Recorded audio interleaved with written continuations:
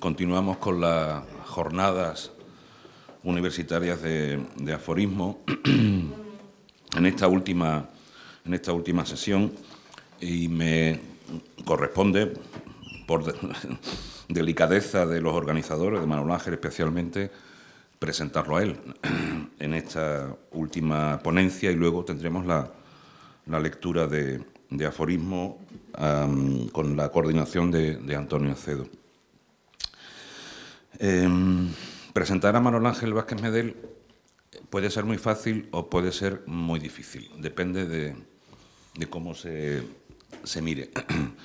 Yo iba a empezar hablando un poco de mi propia biografía, pero como me han pedido que sea breve, para dejarle a él, que es el importante en este momento, voy a intentar resumir. ¿Por qué digo que puede ser fácil presentar en un acto académico como este a Manuel Ángel Vázquez Medel? Digo que puede ser fácil porque yo creo que en esta sala falta gente, pero bueno, en estas jornadas y en otras muchas conocemos a Manuel Ángel de manera directa o más indirecta, porque en cualquier caso, sea de una manera incluso espontánea o incluso superficial, el contacto con Manuel Ángel siempre deja huella, siempre. Y eso creo que es uno de sus grandes virtudes y méritos desde el punto de vista humano y académico, y ahora intentaré también profundizar un poquito en ese tema. Digo que iba a empezar hablando de este aula magna de filología porque aquí di mi primera clase en la universidad a cargo de Antonio Ramírez de Verger, clases de latín, que por cierto, Antonio nacido en Carmona y luego por circunstancias de la vida, emplazamientos y desplazamientos y azares de la vida, pues Carmona para mí fue importante, gracias también a Manuel Ángel, porque conocí a una persona, un novelista, periodista, José María Requena, al que intenté de alguna manera reivindicar en su obra, pero, bueno, un poco fracasado, pero bueno, lo intenté. Y además, Antonio Ramírez de Verger fue rector de la Universidad de Huelva, cuna natal de Manuel Ángel, que creo que más o menos él sí ha sido un poquito profeta en su tierra. Huelva sí le ha reconocido ampliamente su vida y su trabajo, ¿no? No voy a hablar de la medalla de hijo predilecto, la medalla de la universidad, el premio del Colegio de Periodistas, etc. Por eso decía que presentar a Manuel Ángel puede ser, por un lado, fácil, porque lo conocemos, por otro lado, difícil, porque es muy complicado resumir su trayectoria vital y académica. Yo podría hablar de sus 6 sexenios investigadores y uno de transmisión del conocimiento. Podríamos hablar de los 20 libros propios, los 25 como editor literario científico. Podríamos hablar de sus 200 artículos en distintas revistas de impacto, etcétera, etcétera. Podríamos hablar de todo eso. Y yo a Manuel Ángel lo conocí precisamente aquí, en esta Facultad de Filología, cuando ya era no solo docente e investigador, sino también promotor, creador y director de 2 empresas editoriales, 2 aventuras editoriales, Ediciones Alfar y Editoriales Andaluzas Unidas, y también fue promotor y primer presidente de la Asociación de Editores de Andalucía. Había sido previamente también coordinador de la Gran Enciclopedia de Andalucía. Bueno, si me pongo a relatar todos sus méritos y trayectoria, creo que me llevaría todo el tiempo que tenemos en este momento. Entonces me voy a ceñir a 2, 3, 4 ideas muy brevemente. Manuel Ángel fundó un grupo de investigación, el grupo HITCUS, Grupo de Investigación en Teoría y Tecnología de la Comunicación. Y yo creo que en ese grupo, en ese seno, se resume muy bien su trayectoria, su vida y su forma de entender la existencia. Por ese grupo han pasado, no sé si cientos, quizás cientos no, pero decenas de personas. De los antiguos quedamos él y yo, creo. Pero en cualquier caso han pasado muchas personas que han recibido la enseñanza. Manuel Ángel ha sido, siempre digo, y aquí lo puedo decir en público, ¿no? Ha sido padre, ha sido madre, ha sido maestro, ha sido tutor, ha sido jefe, claro, cuando ha hecho falta, y ha sido sobre todo impulsor de cientos de iniciativas, proyectos, ideas que unas veces hemos seguido bien, otras veces menos bien. Pero creo que yo, al menos, no sé si he tenido mala suerte, no conozco a ninguna persona de la universidad española y no española que represente mejor lo que debe ser un académico y un intelectual al mismo tiempo. No solo por su trayectoria investigadora, docente, los alumnos lo adoran, eso ya es un mérito importante, aparte de su trayectoria investigadora, como digo, y sus reconocimientos públicos, sino también porque, como digo, ha sido un referente, un ejemplo ético, humanístico, personal, humano, que difícilmente comparable. Así que creo que tenemos la suerte hoy, y yo me iba a referir un poquito, pero no tengo tiempo, también a sus aforismos, pero sí voy a terminar con un aforismo suyo que creo que también, aparte de la teoría del emplazamiento de teopraxis, perdón, del emplazamiento-desplazamiento, que lleva desarrollando mucho tiempo y que de alguna manera está condensando todo su trabajo académico y vital en estos 43 años de vida universitaria. En esa teopraxis del emplazamiento-desplazamiento digo que se condensa perfectamente y se resume su vida. Y como decía, que él nos ha enseñado a buscar el sentido y a buscar también el amor, sin miedo a esa palabra y con mayúscula. Y por eso termino con un aforismo suyo, que dice lo siguiente: no hay amor auténtico sin alteridad, sin otredad, sin dación y entrega al otro. Este es Manuel Ángel Vázquez Medel y muchas gracias. Bueno, pues el que da las gracias soy yo, que como pueden comprender me siento no solo abrumado, sino profundamente emocionado. Y profundamente emocionado porque esa presentación viene de la persona que más tiempo me ha acompañado en mi vida académica, Ángela Costa, a quien comencé en esta Facultad de Filología impartiendo un curso de doctorado. Yo no le conocí en su licenciatura, pero sí en el doctorado. Fueron también mis primeros cursos de doctorado, análisis textual, principios metodológicos. El segundo, lectura e interpretación, fundamentos de hermenéutica literaria. Y los doctorandos solo tenían que hacer 2 cursos de doctorado, pero yo concebí esa primera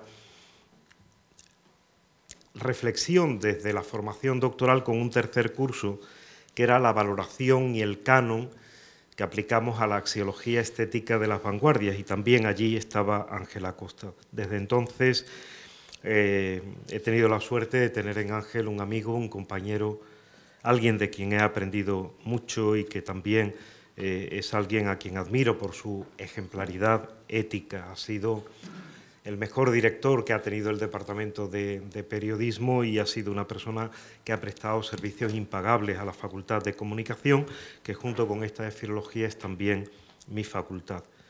Si de alguna manera, yo además le pedí que fuera breve, tiene para mí un especial sentido, es porque también, algunos de vosotros lo sabéis, esta es mi última actividad como codirector, como responsable de la organización de un encuentro universitario. No iba a ser la última iba a ser el año pasado, en noviembre, el viaje infinito. Yo me despedía con el viaje infinito, los viajes, la literatura, el arte y la vida, pero un día llegó por mi despacho José Luis Trullo y me dijo: ¿por qué no hacemos una jornada sobre aforismos? Y no le pude decir que no, por razones que ahora ustedes van a ver y que van a ocupar, aunque sea mínimamente la primera parte de mi intervención. Pero esta sí que sí, y lo digo para que sea performativo, para que me peguéis si me veis organizando alguna otra cosa, porque yo disfruto mucho de todo esto que hacemos, pero también lo paso muy mal. Detrás de esta jornada, lo sabe José Luis, a quien agradezco su confianza, hay muchas horas de vida y de entrega y de pedir a muchos sitios y de recibir de muy pocos, ¿no?, para poder haber hecho esto como realmente queríamos hacerlo, pero la presencia de los mejores aforistas y de los mejores investigadores sobre aforismos hacen que estas sean esas jornadas especiales que ayer mismo dije que marcan ese punto de no retorno. Ya no podemos volver atrás. Aquí es donde había que llegar. Estamos llegando al final de nuestro recorrido y es tiempo de balance, pero también de perspectivas. Quiero que ambas dimensiones estén presentes en esta intervención que procuraré comprimir para que haya algún tiempo también para el debate y el diálogo antes de la lectura final. Hace apenas 24 horas iniciamos esta andadura, este caminar, somos homo viator, emplazados, la palabra emplazamiento para mí tiene mucha importancia, en un lugar, el aula magna de Filología de la Universidad de Sevilla, en un tiempo, las 10 de la mañana del día de ayer, 6 de noviembre de 2023, para dar razón de algo. Son las tres dimensiones del emplazamiento. Somos espacio, somos tiempo, somos mundo de conciencia y en cada instante damos razón de algo. En este caso, de la situación de la práctica aforística y de los discursos aforísticos en el momento presente, pero partiendo de distintos momentos del pasado, como magistralmente habéis hecho en las ponencias anteriores, centrados en la última década, que habíamos llamado prodigiosa y que magníficas aportaciones, como las de José Ramón, como las de José Luis, han confirmado con suficientes indicadores de cantidad y de calidad. Cada uno de nosotros iniciaba este camino, esta andadura, esta jornada, desde unas concretas coordenadas mentales, desde un estado determinado de conciencia, desde un horizonte comprensivo, experiencial y vital preciso. En ese complejísimo sistema, cuerpo, cerebro, entorno, que somos cada uno de nosotros, seres singulares que hemos necesitado 13.800 millones de años para estar aquí y ahora hablando de esto. Por eso me gusta recordar, basándome en la ciencia, como siempre debemos hacer desde la vida universitaria, pero sin convertir la ciencia en cientificismo. Por eso reclamo este momento como mágico, porque Macht es lo que tiene poder, y este momento tiene poder desde el poder de la palabra. De ayer a hoy nos hemos ido desplazando.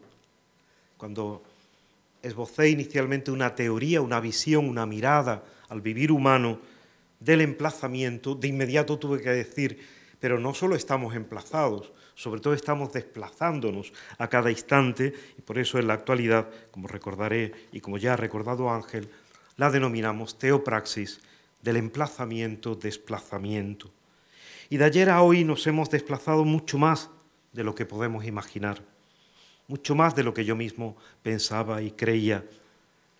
Soy muy exigente en mis expectativas, pero tengo el gran regalo, el don, la gracia, eso que se da y se recibe gratis, gratia, de recibir de la vida siempre hasta más de lo que espero, a pesar de que soy exigente. Pues el aforismo más nuclear para mí, más preciso y más precioso, el aforismo más hermoso de todos los aforismos, el que dice más con menos palabras, solo dos, que es el mínimo que puede tener un aforismo. No hay aforismos de una sola palabra, aunque nos pongamos fantástico y digamos amor, silencio o lo que queramos. Pero para mí, hemos estado hablando mucho del máximo de extensión de un aforismo y no del mínimo. Un aforismo como un verso en nuestro idioma no puede tener, no hay versos de una sola sílaba. El verso mínimo es un bisílabo. También el aforismo mínimo es de dos palabras. Y este aforismo, para mí, el heraclitiano Panta Rei, es también el más verdadero.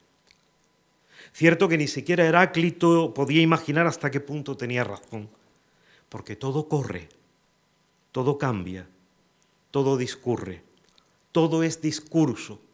Palabra para mí tan especial, como verán ustedes, que Ángel y yo denominamos la revista de la Asociación de Semiótica Discurso.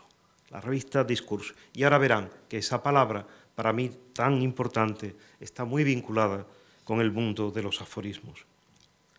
El discurrir de la energía, el discurrir de la materia, de un cosmos en complejificación creciente, teoría de la complejidad, de la que el mejor especialista en Edgar Morin es Ángel Acosta, en un cosmos en expansión.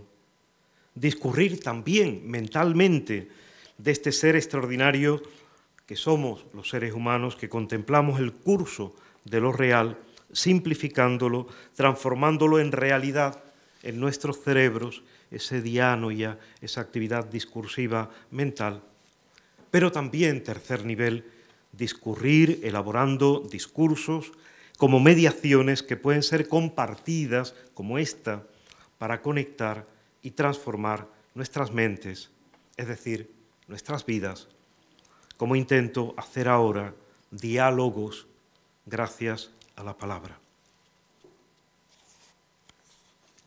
Por si alguien tuviera tentaciones inmovilistas en estos momentos críticos de frenos y de involuciones, recordaré, porque Ángel sabe que me apasiona también el mundo de la ciencia. Yo hice el Bachiller Superior de Ciencias y gané el Premio Extraordinario Nacional de Bachillerato en Ciencias, no en Letras. Recordaré que apenas en 24 horas hemos recorrido aproximadamente, recuérdenlo, 2.574.720 kilómetros, más o menos, kilómetro arriba, kilómetro abajo, subidos a este peñasco que es nuestra matria, nuestra madre tierra, la única madre frente a tantas patrias que reflejan ese espíritu del patriarcado que ha denunciado nuestra querida compañera Inmaculada Rodríguez Cunil. Patrias que ayer mismo veíamos en un aforismo fantástico en las que el nacionalismo se está convirtiendo en necionalismo, en necedad. Estamos en constante desplazamiento. También confío en que nos hayamos desplazado mucho mental y vitalmente, que los datos, propuestas, reflexiones, incitaciones de estas jornadas hayan transformado nuestras mentes, que las hayan enriquecido desde esa tríada que Aristóteles indicaba como vía hacia la verdad, esa verdad hacia la que caminamos siempre, hacia la que debemos seguir caminando machadianamente, pero que nunca llegaremos a alcanzar del todo. Esas tres maneras de acercarnos a la verdad que decía Aristóteles son teoría, praxis y poiesis. Por eso, ahora, hoy, antes de encerrarme el próximo martes con mis compañeras y compañeros del grupo de investigación que ya dirige mi querida María Lamuedra, denominamos teopraxis poética del emplazamiento-desplazamiento, como marco gnoseológico y epistémico desde el que les estoy invitando a pensar y a vivir. Pues el pensamiento humano es siempre pensamiento encarnado y por ello también lleno de emociones y de sentimientos. Ya sabemos que la razón pura, cuando sueña, como decía Goya, produce monstruos, que la razón debe estar al servicio de la vida y por ello hemos de agradecer a Ortega que llamara raciovitalismo a su impulso de pensamiento, pero sobre todo a esa gran mujer que fue y sigue siendo viva en su palabra, María Zambrano, esa razón poética y creadora que tanto tiene que ver con la escritura aforística y con la escritura fragmentaria, y aquí reivindico una lectura desde esa perspectiva, de esos claros del bosque en los que nos tenemos que adentrar con valentía constantemente. Llegados a este punto, me permitirán que por un instante, apenas unos minutos, ponga mis cartas sobre la mesa, sería tramposo si no lo hiciera, para que sepan desde qué emplazamiento les hablo de aforismos. ¿Desde qué vivencias? Me encanta la palabra vivencia, Erlebnis. Fue la traducción de Ortega, la vivencia, no solo una experiencia externa, sino una experiencia interiorizada, convertida en vida. Leben, vivencia, Erlebnis. Habitualmente damos por supuesto desde nuestra necesaria economía discursiva, pero hoy para mí es importante hacerlo, primero por ese carácter de despedida que para mí tiene también este encuentro, pero sobre todo para rendir homenaje a algunas de las personas que han sido decisivas en la construcción de este camino de mi propia vida que me lleva al aforismo, quizás por vías y caminos que ni siquiera José Luis puede imaginar.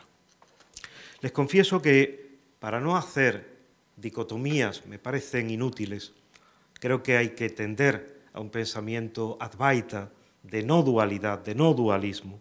La dialéctica hegeliana, que era ternaria, la convertimos en una dualéctica, solo tesis y antítesis, sin síntesis. Por eso yo reclamaba en ese libro mío, ahora me referiré a él, de aforismos, sentencias, máximas y fragmentos, una frase de Hegel: el ave de Minerva se eleva en el crepúsculo. Amé, digo, desde muy joven las frases breves, cargadas de significado y de búsqueda de sentido.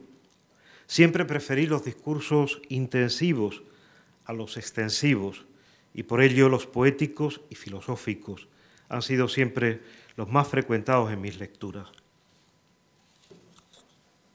Mi pasión por los aforismos tiene que ver también, como tantas otras cosas importantes en mi vida, con Juan Ramón Jiménez. Para mí, el poeta más grande que ha habido nunca en nuestro idioma. Y aunque la monumental edición de Ideología Metamorfosis 4, a cargo de Antonio Sánchez Romeralo, del que tuve la suerte de ser un buen amigo, apareció en Anthropos en el año 90, yo ya muchos años antes estaba reivindicando al Juan Ramón Jiménez aforista, ese que apenas podíamos presentir por ediciones como Estética y Ética Estética, en aquellos libros de Aguilar que Curro Garfias, también amigo, editó con los medios y recursos que se podían editar entonces. Y creo que fui el primero que escribí un artículo sobre la aforística juanramoniana en el año 87, insisto, antes de aparecer Ideología, con el título Estética, Ética y Estética en Juan Ramón Jiménez. Pues bien, tuve la suerte de compartir en el año 81 una semana intensa de trabajo en Puerto Rico, en la Sala Zenobia Juan Ramón, con Antonio Sánchez Romeralo, y de revisar con él algunas de las carpetas de aforismos de Juan Ramón. Y fue entonces cuando potencié mi escritura aforística, esos cuadernos que mis amigos conocen, que siempre me acompañan, que a veces son estos libros, rescataba algunos, son decenas de libros, este concretamente es del año 2001, o este pequeño que me llevé a Bellaterra en el año 17, la semana después de morir mi padre, y que yo sabía que tenía que cuajar en algunos aforismos y fragmentos que aquí están y que tal vez algún día vean también la luz. Pero curiosamente la vida me ha proporcionado regalos, porque el mayor don de la vida es el don de la amistad, que me permitieron seguir avanzando en mis lecturas de aforismos y en mis diálogos con algunos de los aforistas tan justamente recordados y mencionados aquí. Con Carlos Edmundo de Ory, del que recuerdo momentos extraordinarios en conversación con Rafael de Cózar, al que hay que reivindicar como el primero que publica a Carlos Edmundo de Ory en cátedra, ya nuestro querido compañero Fito, desgraciadamente desaparecido en su lucha por salvar la biblioteca del fuego. Ahí sí fue el fuego, no el simbólico, ¿verdad?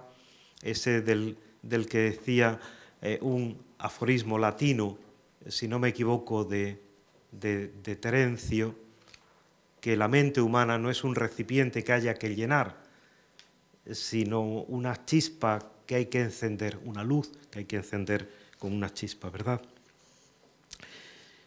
Y recuerdo incluso una visita nocturna a la Alhambra en el 83 con Carlos Edmundo, el mismo año en el que me encontré en Madrid con Enrique Tierno Galván y con el que hablé de sus aforismos, porque ese año poníamos en marcha la Asociación Española de Semiótica. Encuentros con mi querido amigo Andrés Ortiz Osés, tantas veces invitado a esta ciudad de Sevilla, y que me encomendó el artículo Discurso para el Diccionario Internacional de Hermenéutica, en el que colaboraron, en el que participaron los principales impulsores de la hermenéutica en Europa, como Gadama o Paul Ricoeur. Ahí escribí yo mi artículo Discurso. y con Andrés hablamos mucho de aforismo y me enviaba sus aforismos antes de publicarlos. O con Carlos Castilla del Pino, con el que tuve también una entrañable amistad cuando vino tantas veces invitado al doctorado, al primer doctorado interdisciplinar en estudios culturales de España, para presentarnos su teoría del sujeto y de los yoes múltiples, con Celia, su compañera, por cierto, prima hermana de Darío Villanueva. Darío y Celia son primos hermanos y Darío fue mencionado aquí a propósito de la inclusión de la voz aforista en el diccionario de la Academia. O con Rafael Pérez Estrada, del que fui también no solo amigo, sino que le facilité la publicación de sus escritos breves en Alfar, por el que tengo una carta muy bonita de Rafael agradeciéndomelo. O con Rafael Sánchez Ferlosio, el que hace un momento le entregaba a mi querido y admirado Manuel Neila ese volumen sobre la obra periodística y ensayística de Rafael Sánchez Ferlosio. O incluso, fíjense, con Francisco Mora, uno de nuestros grandes neurocientíficos, pero autor también de un hermoso librito de reflexiones cortas y directas titulado El bosque de los pensamientos. Atención a la neurociencia y su relación con la escritura aforística. Trabajaremos, Francisco Mora y yo, sobre ese tema, igual que ya con Antonio Acedo, que ahora coordinará la última sesión, publicamos en la revista del Consejo Superior de Investigaciones Científicas el primer artículo que en España se publica sobre escritura creativa y neurociencia, porque sobre lectura y neurociencia había mucho escrito, incluso el propio Francisco Mora tiene alguna monografía, pero no se había trabajado sobre escritura creativa y neurociencia. Y voy terminando este homenaje a todos ellos por insistencia de mi amigo Juan Cobos Wilkins, que fue también compañero en el Instituto La Rábida de Huelva, de COU, un poeta que suele construir aforísticamente los títulos de sus libros de poemas. ¿O no es un aforismo increíble, el mundo se derrumba y tú escribes poemas? Por insistencia de Juan Cobos Wilkins, hice mi primera entrega de aforismos en la extraordinaria revista Condados de Niebla. Ahí está, Condados de Niebla, la cubierta del número 13-14 del año 93. Y ahí están mis aforismos. También yo introduje en el año 93, antes de hablar con Carlos de sus aflorismos, curiosamente en una conversación cuando yo le comenté que había titulado mi primera entrega de aforismos, Aforitmos, con esa referencia, el único vínculo de nuestra isla de soledad con la tierra firme de los otros, ¿no?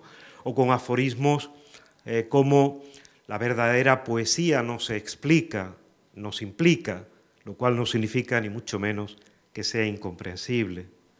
O estos de antítesis, paradoja, oxímoron, precarios procedimientos para rozar la contradictoria verdad del hombre que siempre se nos escapa.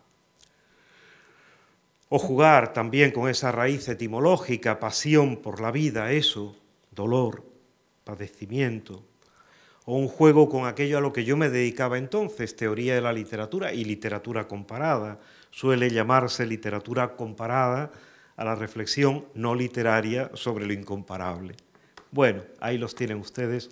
Y efectivamente con el tiempo ellos llegaron a configurar ese volumen que modestamente titulé, el título era El ave de Minerva se eleva en el crepúsculo, era una forma de convertir en un verso alejandrino la frase de Hegel, que cito en alemán en su arranque, pero que subtitulé precisamente porque sé lo puntillosos que son mis amigos aforistas y los investigadores de aforismos, aforismos, máximas, sentencias y fragmentos, en 2019, y en el que afirmaba que no entraré en consideraciones genéricas o estilísticas. Curiosamente, mi tesis doctoral fue sobre el estilo, historia y crítica de la reflexión estilística, elementos para una teoría general del estilo, que se publicó como libro en el 88, Por tanto, sí podría entrar en consideraciones genéricas o estilísticas sobre los aforismos. Y dije,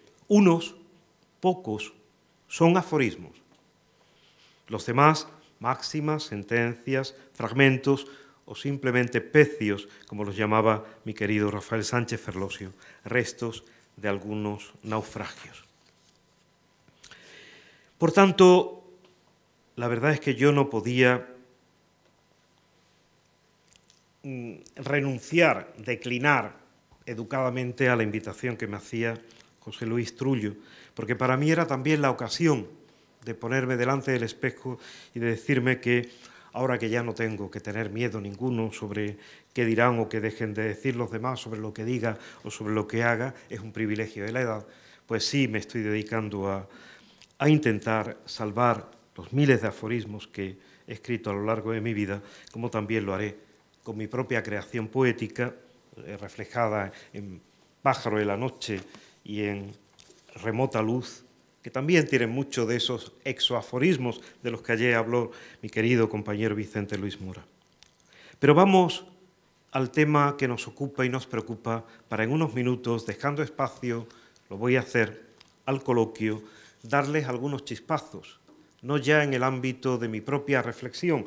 Ahí tienen ustedes, incluso creo que casi todos tienen el librito. Yo empiezo precisamente con esos aforismos sobre aforismos, citando, como no podía dejar de hacerlo, a mi querido y admirado Humberto Eco, del que tuve el honor de ser su padrino de investidura como doctor honoris causa aquí en la Universidad de Sevilla y padrino y autor de la Laudatio en el año 2010. No hay nada menos definible que un aforismo, sabiendo que aforismos en griego significa definición, lo cual es ya una profunda paradoja. Y que comenzaba, después de esa cita del aforismo, con un aforismo que igual a algunos les parece antipático porque pueda parecer petulante. No lo es en absoluto, porque yo las cosas que digo suelo aplicármelas en primera instancia y sobre todo a mí mismo. Los aforismos pueden ser cauce para la expresión de lo sublime o de la estupidez. Muchas veces de sublimes estupideces o estupideces sublimes. Bueno, pero también hay que atreverse a decir estupideces, también hay que atreverse a eso que ha reivindicado mi querida Inmaculada hace un rato. Si algo se ha puesto de relieve en las ponencias que han precedido a esta y en las lecturas de aforismos, es sin lugar a dudas la vitalidad del género, su extraordinaria complejidad, las muy diversas implicaciones en una energía discursiva vital y verbal que tal vez lleve en su propio potencial sus más importantes amenazas. Podríamos volver al revés, lo que decía, si no me equivoco, Hölderlin, ¿no? Él decía, allí donde está lo que nos condena y lo que nos destruye, está también lo que nos salva. Pues aquí cuidado, porque también el aforismo que a veces nos salva de la banalidad, pues también por enantiodromía, por el principio de enantiodromía heraclitiano, por volverse en su contrario, también se puede volver en algo insignificante, que es lo último que debería ser un aforismo. Y lo digo en sentido etimológico, porque el aforismo tiene un especial compromiso con el significado, y en el límite del significado con la búsqueda agónica del sentido.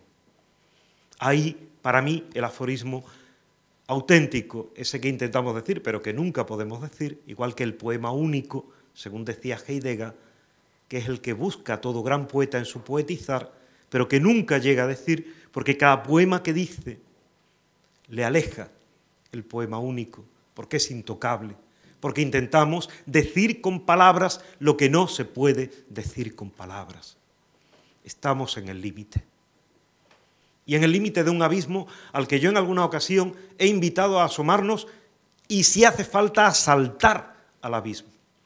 Porque creo que también en la escritura aforística, que puede ser de todos los modos y maneras, para mí me es muy duro. Yo siempre he dicho que hay un límite para mí, que siempre he dicho que uno de los síntomas más importantes de la inteligencia es el sentido del humor. Pero creo que también llevar el sentido del humor, incluso más allá del sarcasmo al cinismo, desde luego, al menos, no va conmigo. aunque también he de reconocer que he aprendido mucho en algunos aforismos muy cínicos. Mi propuesta, y les voy a explicar básicamente en qué ha consistido mi trabajo para que lo puedan leer luego con tranquilidad y para no agobiar aquí con todo lo que a mí mismo me ha sorprendido en estos meses, desde que me lo planteé, es ver todo el conjunto de relaciones múltiples que tienen, por un lado, la escritura aforística con la comunicación, con los medios de comunicación, con la prensa, con las revistas, con la radio, no olviden los podcasts, importantísimos ahora en esa comunicación, no solo verbal escrita, sino oral, también los aforismos llevados a la performance, como vamos a hacer dentro de un momento, pero también algo que en mi propia indagación se ha desmesurado y que procuro controlar y que es lo que voy a compartir con todos ustedes a continuación. En primer lugar, claro, habría que decir, y los tengo recogidos, ya lo leerán, que han dicho escritores o aforistas de los medios de comunicación, de la prensa, de la radio, de la televisión, de las redes sociales. Por cierto, nota a pie de página, en estos días he descubierto que Google y la inteligencia artificial, cuando le pedimos que nos busque aforismos, ha creado un equivalente que es frase breve. Es decir, le podemos pedir, búscanos aforismos, y nos va a dar en la búsqueda de Google toda la referencia a frases breves. Que, por cierto, y hay que reconocer que es otra parte, sobre todo si reivindicamos esa dimensión transgenérica que ayer puso sobre la mesa Vicente Luis Mora, y me hubiera encantado meterme en esto, hablar de la pragmática de la comunicación aforística, no solo de la dimensión temática y de la dimensión remática del aforismo, del plano del contenido y del plano de la expresión, no forma y contenido. Desde James Lewis sabemos que hay una forma de la expresión y hay una forma del contenido. Por tanto, expresión y contenido en la escritura aforística. Escribiré sobre ello porque creo que hay que decir muchas cosas, pero claro, un aforismo no se caracteriza solo por la dimensión fonética y fonológica, y ya hemos visto la cantidad de juegos que se pueden hacer y la cantidad de eufonías, cacofonías, a veces deliberadamente buscadas, todos los juegos paronomásticos, todas las dimensiones aliterativas que se pueden hacer con los aforismos, la dimensión sintáctica, pues claro que la sintaxis del aforismo es un tema que habría que sistematizar mucho más, y por supuesto la dimensión semántica. Pero ¿y la dimensión pragmática? ¿Qué ocurre, por ejemplo, cuando un poema tan hermoso como el Caminante, son tus huellas, el camino y nada más. Caminante, no hay camino, se hace camino al andar. Al andar se hace camino y al volver la vista atrás, y ya sigue ahí, contemplamos esa senda que nunca volveremos a pisar, ¿no? Caminantes, no hay camino, sino estelas en la mar. Claro, caminante, no hay camino, se hace camino al andar, funciona como un aforismo. Es un aforismo. Obviamente significa solo, exento, sacado del poema, algo muy distinto a lo que significa dentro del poema. Significa ya mucho. Retoma esa condición de homo viator para mí tan importante. Yo sigo sobre todo a un poeta menor del existencialismo francés en dos de sus grandes intuiciones que creo estoy intentando llevar mucho más allá. El concepto de homo viator y el concepto de gaudium essendi, el gozo de ser. No el placer de tener, del poder, no, el gozo de ser, con el que creo que tiene mucho que ver el aforismo, también en esa dimensión de la reverberación, de la resonancia, en el sentido de Hartmut Rosa, que debe provocar en nosotros. Bueno, traía aquí muchas citas, centenares de citas. El problema de las redes sociales es que dan voz a legiones de idiotas, dice Antonio Muñoz Molina. Era la obsesión de Umberto Eco, de lo que yo pude hablar con Umberto Eco cuando estaba aquí y cuando su libro póstumo apareció ya después de muerto, por cierto, en una editorial menor de Italia, porque Umberto Eco estuvo los últimos años de su vida plantando cara a Berlusconi, plantando cara a la dimensión de la mentira, del engaño, del fake en Italia, diciendo no podemos consentir que además de controlar todos los medios privados, encima siendo presidente del gobierno controle los medios públicos.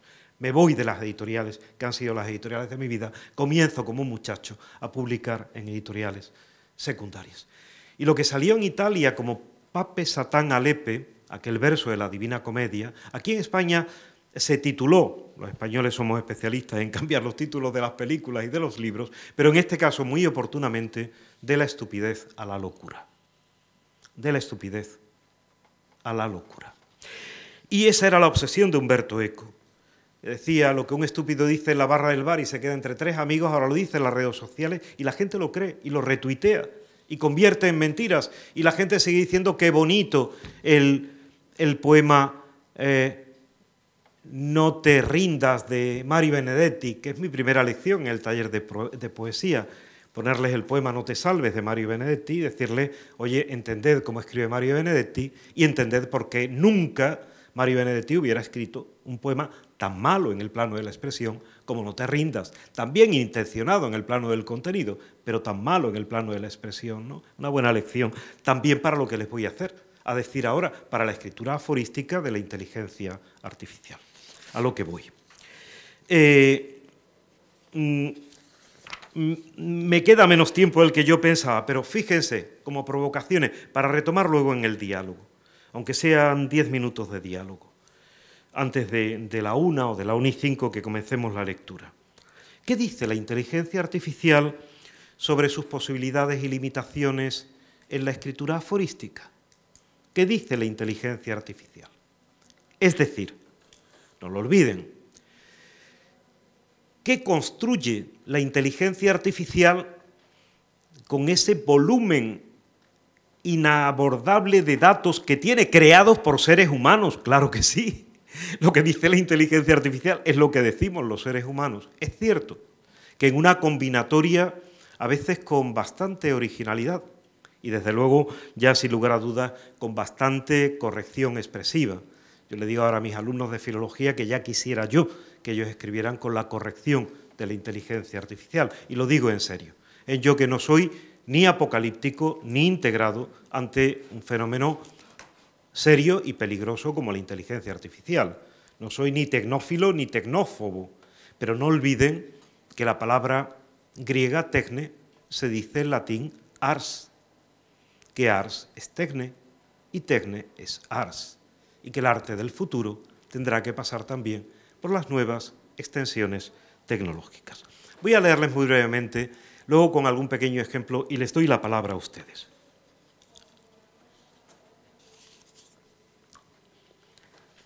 El ensayo que me ha hecho la inteligencia artificial ante mis indicaciones, ahí es muy importante las indicaciones que se le hacen, y hay que saber utilizarlas. Me dice, por ejemplo, lo siguiente, les voy a leer los párrafos más significativos. La revitalización de los aforismos y su presencia, su nueva vida en la era de las redes sociales y los proyectos de inteligencia artificial se debe a una combinación, le estoy leyendo literalmente, no cambio ni una palabra, para que ustedes sepan cómo redacta, cómo se expresa ChatGPT, en este caso, en una inteligencia artificial generativa y a veces degeneradora. Luego lo veremos. Dice que se debe a una combinación de factores que van desde la necesidad de concisión en un mundo saturado de información hasta la capacidad de la inteligencia artificial para analizar y generar contenido. A continuación exploraremos cómo los aforismos han evolucionado en este contexto. No lo estoy diciendo yo. Es verdad que yo le he dado indicaciones que creo que eran importantes. 1. Concisión y relevancia. En un entorno en el que la atención es escasa, caramba, la importancia de la atención, atendere, tender hacia. Yo he escrito bastante sobre esto porque el proceso de adquisición del conocimiento consiste en atender, entender, comprender, aprender, aplicar al mundo de la vida y revisar crítica y creativamente. sin atención no hay proceso de adquisición del conocimiento. En un entorno en el que la atención es escasa, los aforismos son ideales. En una o dos oraciones pueden transmitir pensamientos profundos y provocar reflexiones. Esto los convierte en una herramienta eficaz para las redes sociales donde la brevedad es clave. Segundo principio, compartibilidad. Los aforismos son altamente compartibles en plataformas como Twitter o Instagram, entre otras. Su tamaño compacto los hace ideales para compartir, comentar y retuitear, generando discusiones y participación. Inteligencia artificial y generación de contenidos. La inteligencia artificial ha avanzado en la generación de contenido, incluyendo aforismos. Los modelos de lenguaje pueden crear expresiones concisas y significativas, lo que facilita la creación de contenido atractivo en las redes sociales y sitios web. Personalización y segmentación. Las herramientas de inteligencia artificial también permiten personalizar aforismos para audiencias específicas. Esto es valioso para la publicidad y el marketing, donde un mensaje conciso y relevante puede impactar significativamente. Análisis de sentimientos. La inteligencia artificial puede evaluar a través de las respuestas los sentimientos asociados con los aforismos en redes sociales. Esto ayuda a las empresas a comprender mejor las reacciones de los usuarios y ajustar sus estrategias en consecuencia. Aquí le sale el plumero de la dimensión económica y empresarial a la inteligencia artificial. ¿Qué dice la inteligencia artificial? Y voy terminando con esto. Luego, si quieren, me preguntan, les daré algún ejemplo, me preguntan por algunos aforismos generados por la inteligencia artificial. Tengo muchos. ¿Qué dice la inteligencia artificial sobre sus limitaciones? Lo siguiente, literalmente. Los aforismos escritos por la inteligencia artificial tienen como característica principal la concisión y la capacidad de transmitir un mensaje en pocas palabras. Sin embargo, también presentan limitaciones, ya que carecen de la experiencia humana y la capacidad de comprensión emocional que aporta un autor humano. Además, pueden generar aforismos que carecen de coherencia o que no se ajustan al contexto adecuado. Las limitaciones de los aforismos en inteligencia artificial radican en su falta de experiencia humana y de comprensión emocional. A diferencia de los aforismos escritos por los seres humanos, los generados por inteligencia artificial carecen casi siempre de originalidad y de profundidad. Además, la inteligencia artificial puede tener dificultades para captar el contexto adecuado y generar aforismos coherentes y relevantes. También existe el riesgo de que los aforismos sean demasiado simplistas o carezcan de la sutileza y perspectiva que aporta la creatividad humana. Dice muchas más cosas, pero ¿qué cosas he hecho yo con inteligencia artificial? Pues le he dicho sí, que me escriba aforismos sobre temas. Me los ha escrito, aforismos nuevos, originales, que luego he intentado, haciendo la búsqueda de Google, rastrear de dónde los ha tomado, y no lo he conseguido. El Big Data es muy superior a lo que Google nos permite rastrear, aparte de que nosotros no tenemos la capacidad que sí tiene estos complejos algoritmos para trasegar mensajes. Pero, por ejemplo, le pedí, verán que nunca hay grandes genialidades, lo advierto. También, como ustedes han dicho, tampoco la hay en muchos de los aforismos que leemos en la actualidad. Le dije que me escribiera algún aforismo al estilo de Juan Ramón Jiménez. Y me dio, por ejemplo, este aforismo. La melancolía es el eco de los momentos que el corazón no puede olvidar. O le pedí, por ejemplo, que me escribiera, luego, por cierto, para la búsqueda es increíble, que me escribiera aforismos al estilo de Nietzsche. Claro, evidentemente utiliza los textos de Nietzsche, como no podía ser de otra manera. pero dice aforismos como estos, que no coinciden, al menos que yo sepa, exactamente con aforismos nietzscheanos, y que a veces combina ideas de varios aforismos, lo cual no deja de tener su interés.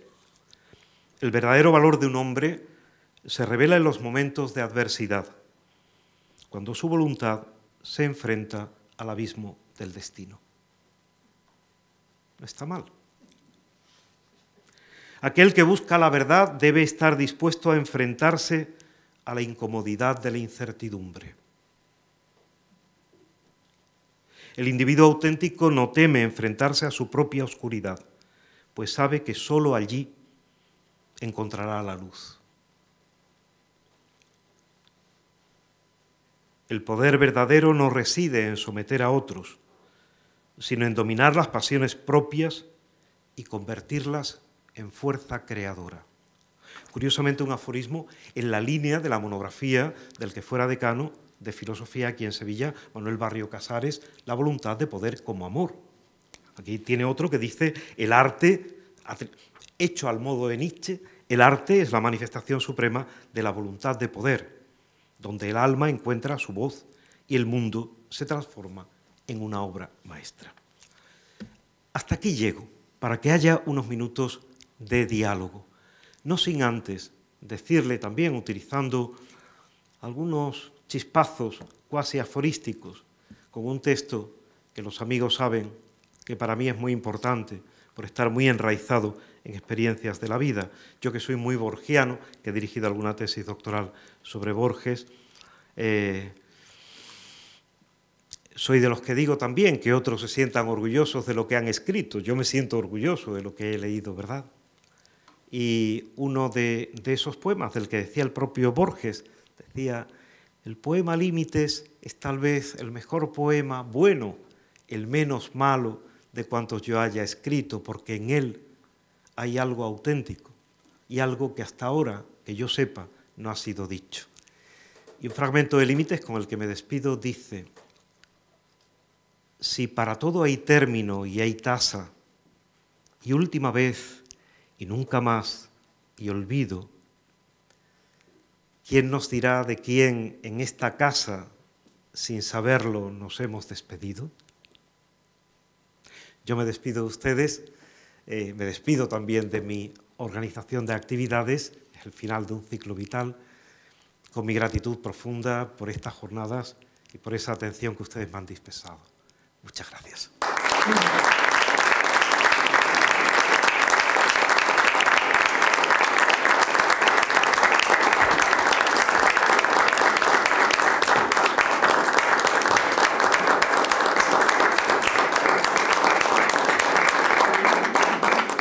Muchas gracias, Manuel Ángel.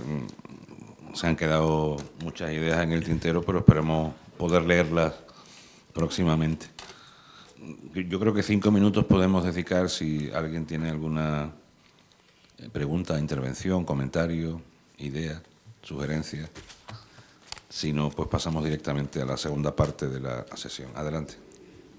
Yo lo puedo decir como doctor autónomo, empecé mi oficio profesional en el año 2000, una época en la cual estaba el Internet en sus inicios, me llegaban los textos por fax y había unos plazos muy cómodos, no había mucha disponibilidad de información, en lo cual tuve que invertir en diccionarios y era un proceso muy humano, porque de hecho mis clientes me iban formando. Hoy día ya cada uno es responsable por su formación y eso es una línea que, por desgracia, se va a seguir en la educación. Cada uno es responsable para educarse, formarse para el puesto que quiere tener. En todo caso, digamos que lo que yo he ido observando con el desarrollo de los algoritmos, antes lo que nos salvaba como traductores era las empresas se les importaba la calidad y quería la persona para escribir los textos.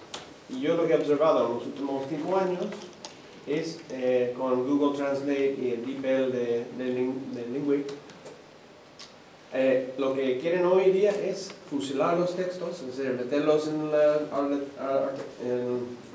inteligencia artificial y luego después tú lo que tienes que hacer es la posedición, que es corregirlo, en lo cual yo aún sigo ejerciendo con clientes que exigen que yo haga la traducción yo personalmente, pero los que están con la posedición están exigiendo de que les corrigen, lo cual están sujetos a mucha presión, la misma responsabilidad de traducir correctamente y a su vez la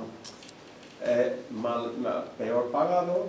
Y lo que yo veo en la tendencia de la inteligencia artificial es el paso más allá, en lo cual ya se van descendiendo del ser humano que va detrás de los textos, y eso es un poco lo que yo he ido experimentando en mi tarea laboral, que llevo, ya te digo, muchos años. Y yo agradezco lo que estaba diciendo, porque en cierta forma el planteamiento de la inteligencia artificial, para darte un ejemplo, en Hollywood, aunque tengas un papel pequeño, los estudios exigen que hacen un escaneo total del cuerpo. Por lo tanto, ellos pueden hacer lo que antojan, no solamente con la voz, no solo con la generación de los guiones, sino que la manipulación del propio ser humano. O sea, que, agradezco lo que has compartido hoy, solamente quería hacer ese matiz. Muchas gracias, muy brevemente. Creo que ha sido muy oportuna la reflexión. Evidentemente, estamos también en eso, en un punto de no retorno. Yo tan pronto como supe, les confieso que, precisamente porque no soy ni tecnófilo ni tecnófobo, pero creo que un profesor universitario tiene la obligación ética, sobre todo alguien que se ha dedicado 30 años a comunicación como yo, de estar al tanto. Tan pronto supe que se ponía a disposición de todo el mundo la inteligencia generativa, me puse a trabajar con ella.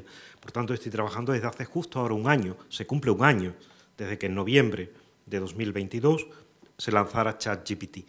Ha evolucionado espectacularmente, también aprovechándose de todos los que lo estamos utilizando. Eso es una fagocitación absolutamente increíble. Estamos enseñando, entre comillas, a pensar, a reaccionar, porque claro, obviamente, todo lo que ha dicho la inteligencia artificial sobre los límites de la inteligencia artificial es lo que decimos los seres humanos sobre los límites de la inteligencia artificial.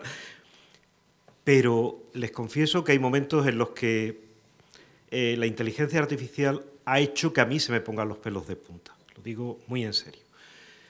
Yo utilizo no desde ahora con la inteligencia artificial, desde hace tiempo, Ángel lo sabe, un concepto, por cierto, nietzscheano. Hemos convertido en latiguillos lo dionisíaco y lo apolíneo, la voluntad de poder, el Wille zur Macht, ¿no? Pero hay un concepto nietzscheano del Zaratustra que a mí me encanta y que explica muy bien el momento en el que estamos, cuando Nietzsche dice que los seres humanos seguiremos un ciclo, igual que todas las cosas en el universo, que hubo un amanecer, que estamos cruzando el gran mediodía, lo decía a finales del siglo XIX, principios del siglo XX, estamos cruzando el gran mediodía y nos encaminamos hacia una noche oscura de la humanidad, en la que la humanidad desaparecerá para dar lugar a algo nuevo, a la aurora. Bueno, yo he utilizado el concepto de transhumanización, no transhumanismo, que es la ideología que impulsan todos los Elon Musk y todos los... pero sí, estamos en un momento de transformación de lo humano. No sé si tardará 10 años, 100 o 1000, pero claro que son 1000, 10.000 años en el universo, no son absolutamente nada.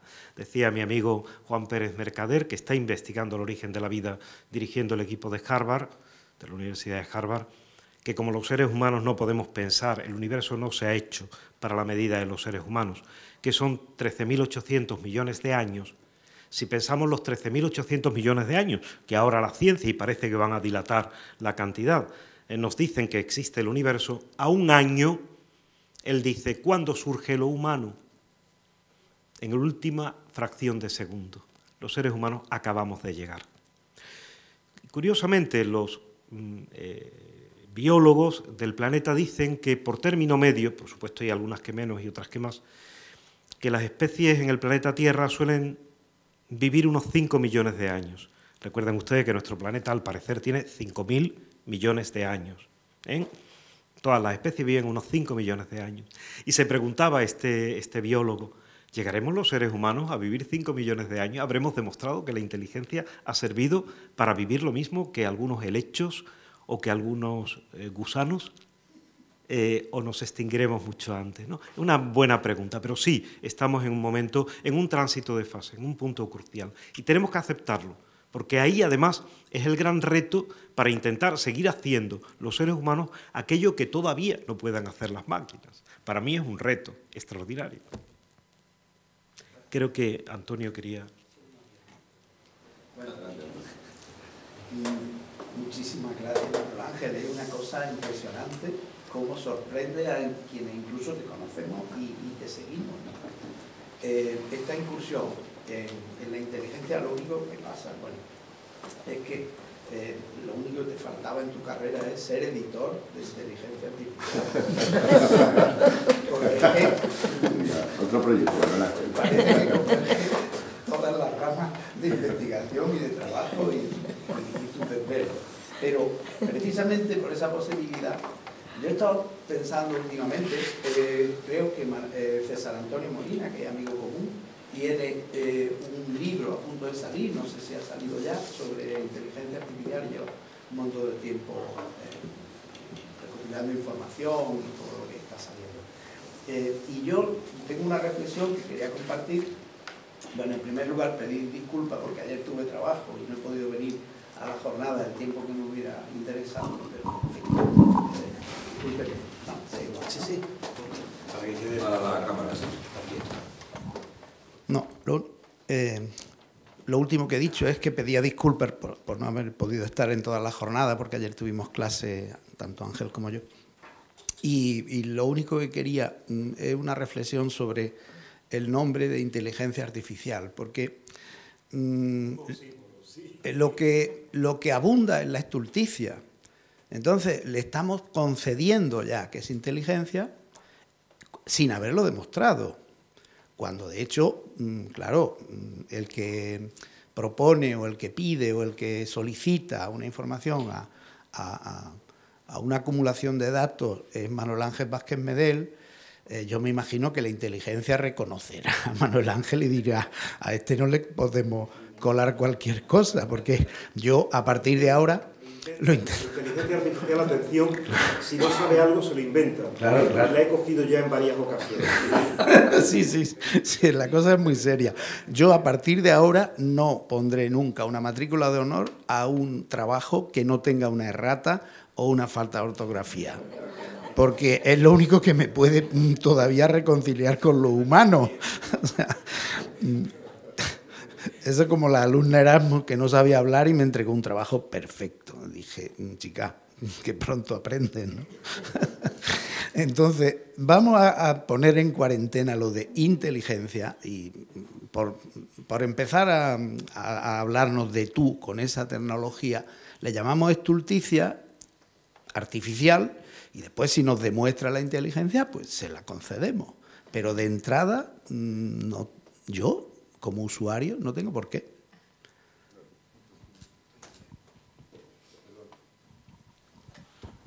Un poco por alusiones.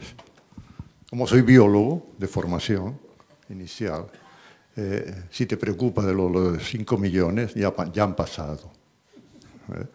Si nosotros procedemos de una derivación del gorila, y eso se produjo hace 8 millones de años. Luego ya las diferentes subespecies de Homo y Homo y Homo, pues nos han traído hasta aquí. Yo pienso que, bueno, yo soy inteligencia natural, lo cual ya no se lleva. Por tanto, me siento un poco extraño. Yo creo que, dado que aquí tenemos incluso editores, yo pienso que lo primero que hace la inteligencia artificial, junto con otras cosas que son posiblemente muy importantes, será cargarse a un grupo minúsculo de personas que se dedican a intentar explicar la realidad y que se autodenominan aforistas. Eso será lo primero que ocurra, ¿no? Y de hecho, no necesitará posiblemente ni siquiera hacerlo con una inteligencia artificial generativa que se aproveche de nuestros textos, que incidentalmente diré que en este momento el Congreso americano está buscando la forma de conseguir que las inteligencias artificiales paguen derechos de autor por los millones de datos que captan en las redes. Es un asunto extraordinariamente complejo, no saben cómo hacerlo realmente. individualmente fijar ese tipo de cosas. Entonces creo que la inteligencia artificial pues, va a sustituir a los aforistas. De todas maneras, hay una cosa incluso mucho más importante.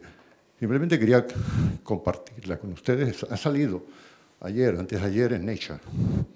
Y es una inteligencia artificial, es decir, una red neural que es capaz de crear palabras y su propio léxico. O sea, no nos necesita para aprender. Es decir, desde cero es capaz de aprender a hablar, a crear su léxico y, bueno, algún día, alguna tarde que no tenga que hacer, hará aforismos también. Entonces, yo pienso que no tenemos nada que hacer.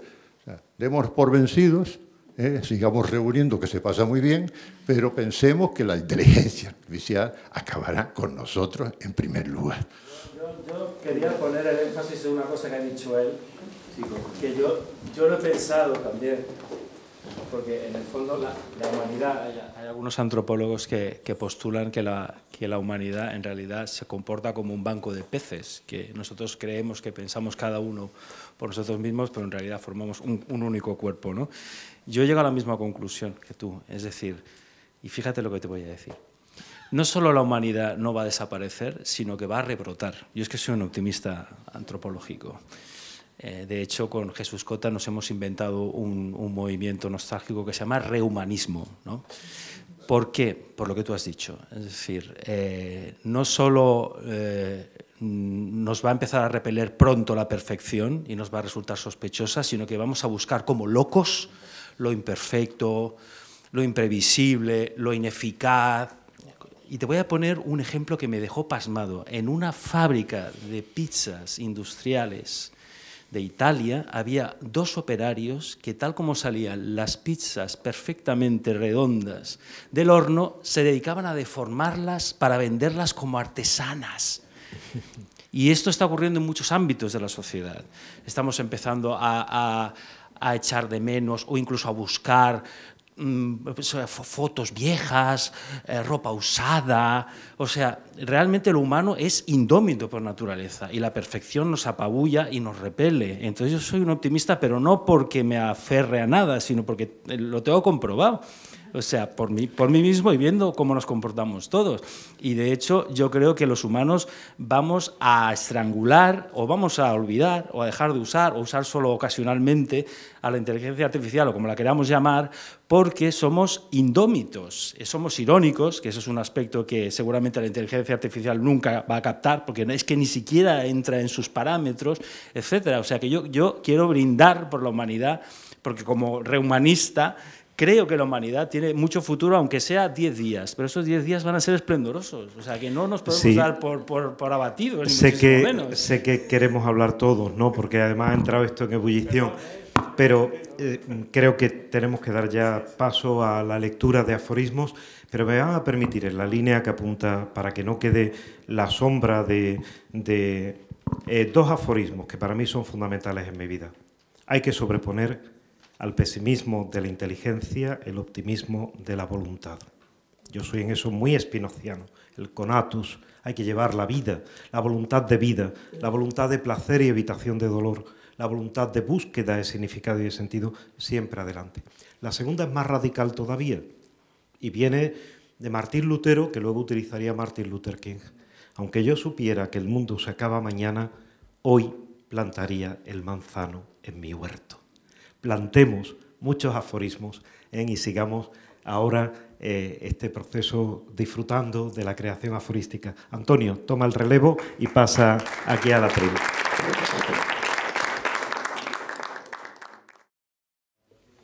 Buenas tardes, ¿qué tal? ¿Cómo estáis? Bueno, yo soy Antonio Acedo, voy a hacer el maestro de ceremonias de la última lectura que va a cerrar estas jornadas, que creo que han sido intensas, muy provechosas, y creo que se han debatido cosas que han demostrado esa efervescencia que tiene el género en la actualidad.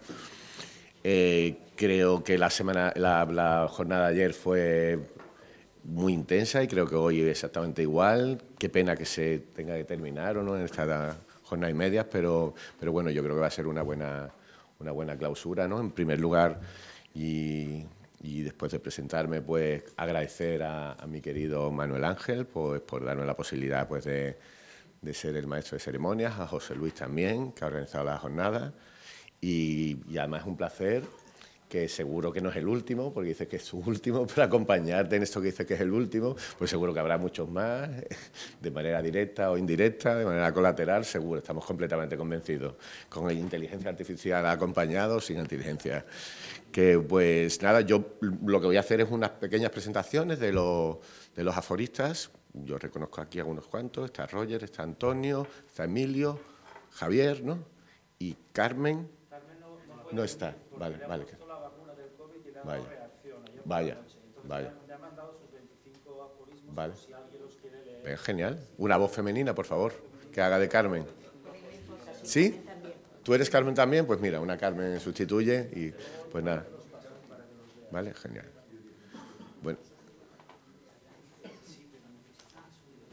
Bueno, pues por orden voy a empezar por Javier, voy a hacer una pequeña presentación de Javier, ¿vale?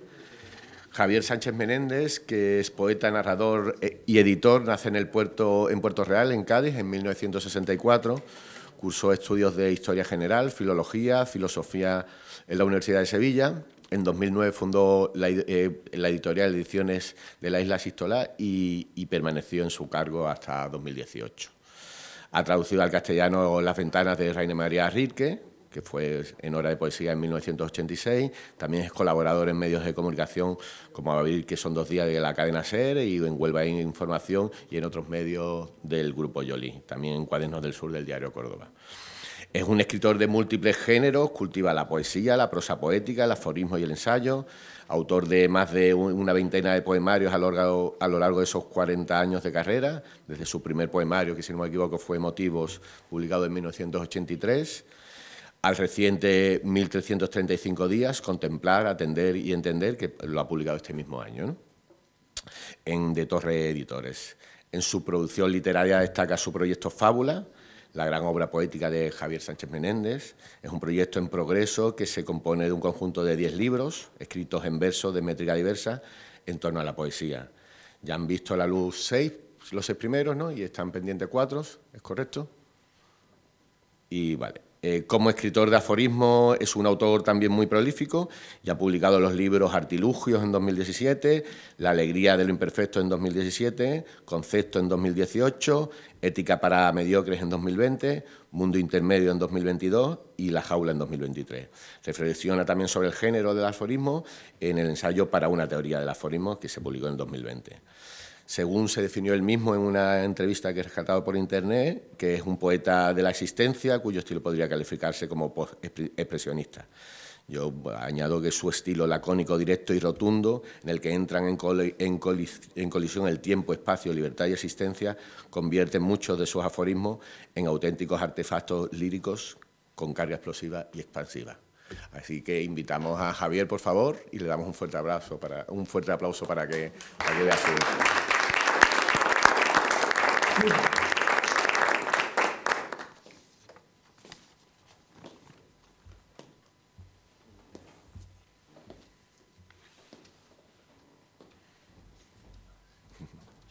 De nada, gracias. Un placer. Bueno, buenas tardes. ¿Me escucháis bien? Muchas gracias a todos.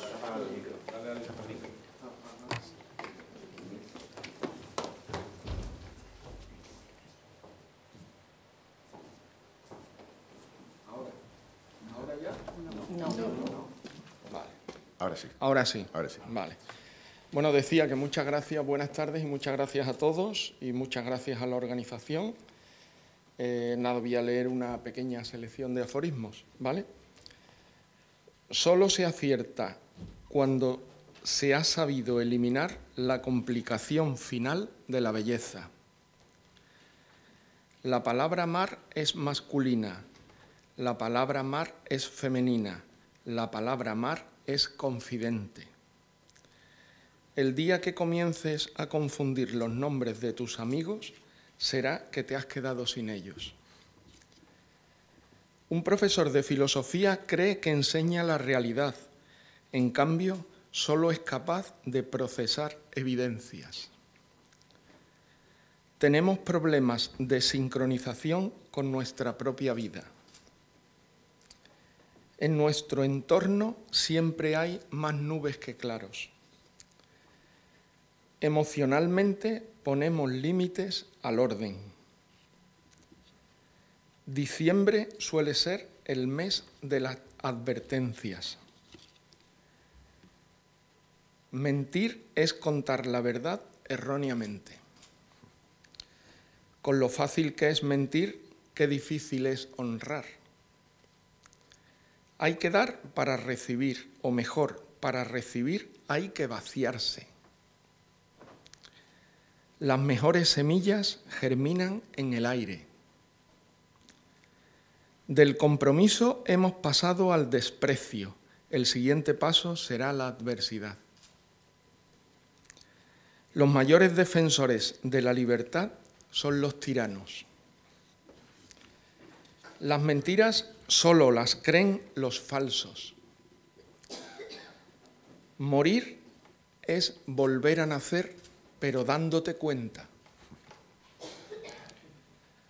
Una reunión social es una comunidad de bienes sin derecho al tanteo.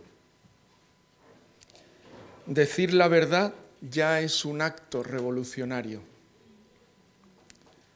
Un mundo mejor es posible si conviertes la identidad en bondad y la amistad en amor. Los objetivos se cumplen cuando comienzas a ignorarlos.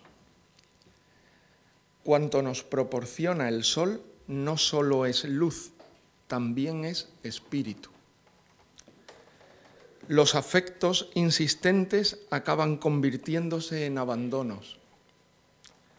Recordar en demasía es la ausencia de imaginación.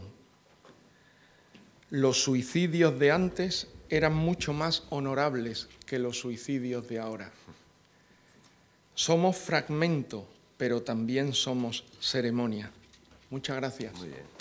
Muchas gracias.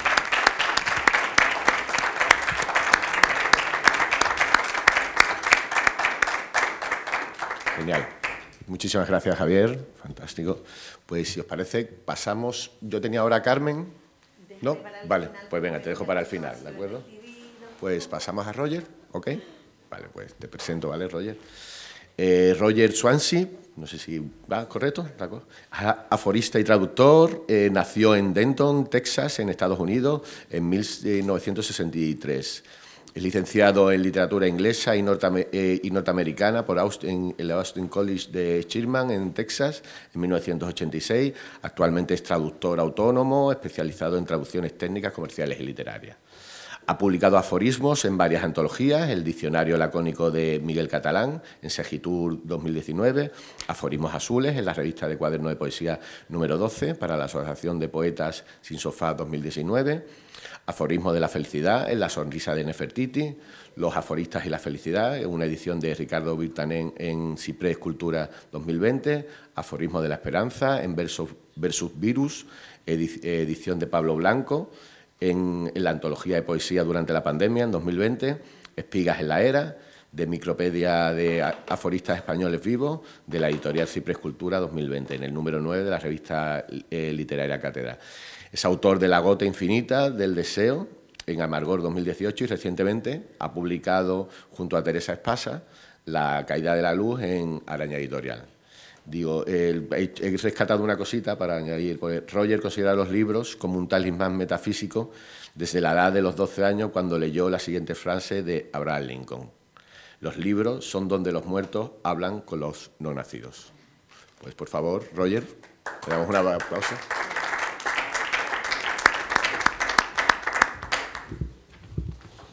Bueno, pues un tejano se ha colado en la fiesta española de los aforismos.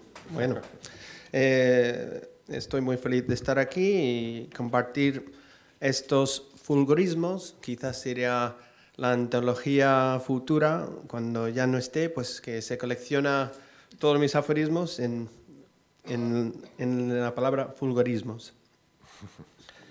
Vale, empezamos. Hay nombres que arden en nosotros, hay nombres que nos hacen arder. La conversación es la patria de la amistad, el lugar sagrado donde el alma y la palabra se abrazan.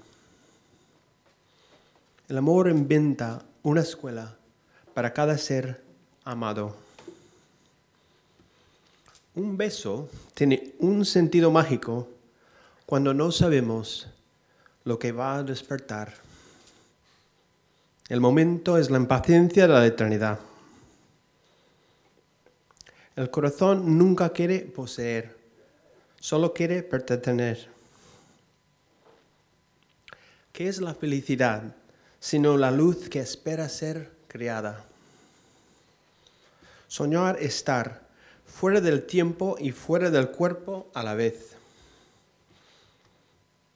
Con versos de seda, la araña dibuja su hambre en el aire.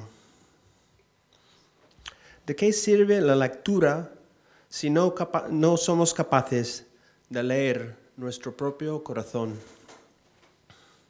Lectura, el momento bendito cuando el libro te permite arder en el mundo. El aforismo es la forma que la filosofía adopta para seducirnos. En el corazón la distancia pesa más que el olvido. El silencio es nuestra primera y última piel. La amistad es una conversación que continúa a pesar de las interrupciones del tiempo y el espacio. La música es la arquitectura secreta del tiempo. Solo la música sabe romper el silencio que nos separa. Hay mujeres cuya ausencia deja un Taj Mahal en el alma. Cuando no es en la boca, el beso se vuelve nómada. La música siempre queda en el aire y el amor se nos escapa de las manos. Vulgarismo. ¿Escribir para vivir? No. Escribir para arder. Hay preguntas que arden en el aire. Hay dudas que queman en el corazón. La luz es más antigua que el amor, pero desde que existe, la luz es más fuerte. La hoja en blanco es la sombra desnuda del poeta. Y para terminar, el amor es la luz que vuelve a su origen. Muchas gracias.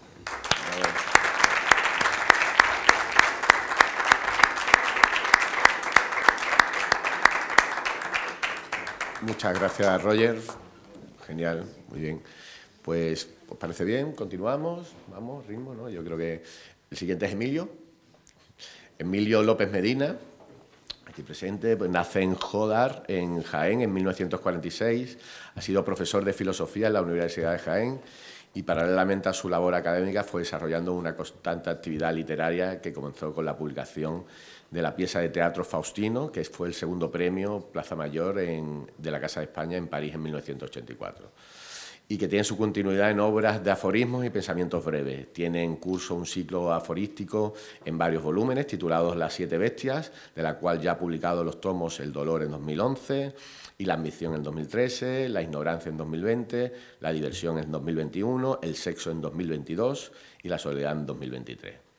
En el género aforístico también se ha editado sus 69 aforismos porno y 96 aforismos antisexistas en 2016, El arte jovial del 2018 y Del amor y todo lo que es propio en 2018 también. La verdad de la belleza en 2021 y El mundo que se abre en 2022. Asimismo, ha sido incluido en las antologías Aniversario Libros al Albur, a cargo de José Luis Trullo en 2015, Verdad y Media, Antología de Aforismos Españoles del siglo XXI, a cargo de León Molina en 2017, y Enciclopedia de Libros Españoles de Aforismos 2010-2018, Revista Digital El Aforista en 2018. Su formación filosófica apuntala al devenir temático de sus aforismos, fusionando a la perfección materialidad y trascendencia. Por favor, Emilio, ¿nos puedes acompañar? Le damos un aplauso a Emilio.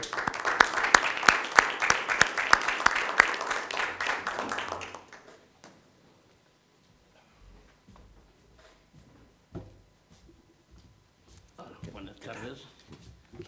Agradezco mucho. ¿Sí? Agradezco mucho la invitación que me habéis hecho.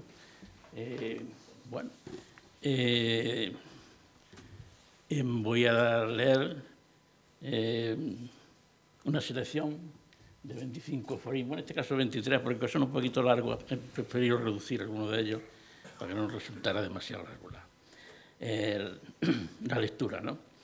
Unos 23 exactamente aforismos de un libro que José Luis Trullo va a publicar, no sé cuándo, pero lo tiene ya en su poder, que es también, pues, tiene un poco el título común de muchos de los míos, se titula Serás mejor que joven, y aquí el subtítulo es el común, 99 pensamientos mínimos sobre la vejez, que ya me va tocando reflexionar sobre ellos. Son aforismos que van en la línea de la moral.